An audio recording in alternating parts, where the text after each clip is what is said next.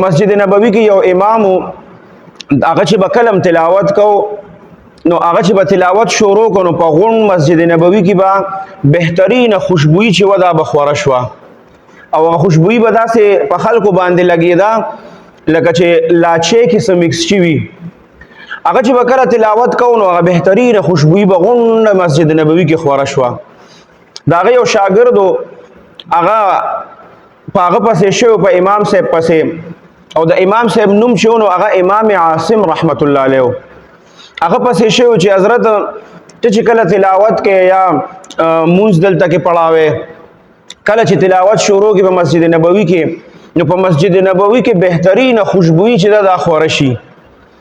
نو دا ته څه استعماله ستا په خله کې صحیح لاچې سره د سم مکس کړي دي یا سړي چې بده ټول مسجد نبوي کې دا خوشبوئی خوره شي هغه وته غږونه کو به هر حال شاګردان دا سي چې د یو سيزي ترسو معلومات نه کړي نو په هغه خپل استاد پریدینا بیا وبس انختی وته وی چې حضرت کله چې بیا تلاوت کو نو خوشبوئی په باغی باندې خلکو باندې با محسوسه شو خلکو به محسوسه کړه نو بیا وبس هغه ون ختن یو ورځ چې ډیر تنگ نو امام عاصم رحمت الله علیه وته فرمای وی زبدی مسجد نبوی کې د دونه وخت تلاوت کوما او دا تلاوت چې زه کوم نو دا ډیر زیات دزړه نه کوم او زه په زړه کې دا راولم چې دا د نبی کریم صلی الله علیه وسلم جمعات ته مسجد دی او دا کلام چې زه کوم وایم دا د الله کلام دی او دا په دې نبی صلی الله علیه وسلم باندې نازل شوی دی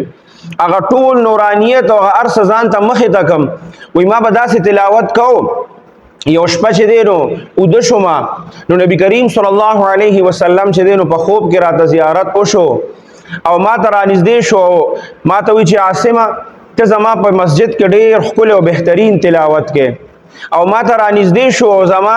دا شونډې چې کوم دي نو دا یې ښکل کړې بس هغه نبی کریم صلی الله علیه وسلم مبارک چې زما دا شونډې په خوب کې ښکل کړې دي د هغه نه بعد چې زه تلاوت کوم نو زه نه لاچی استعمالوم نه سیز استعمالوم خو چې کلم تلاوت کوم صرف دا یو پیر په خوب کې د خلولو دومره اثرو چې زما غ تلاوت چې زه کوم نو په غون مجلس کې او په غون مسجد کې هغه خوشبوئی خوره شي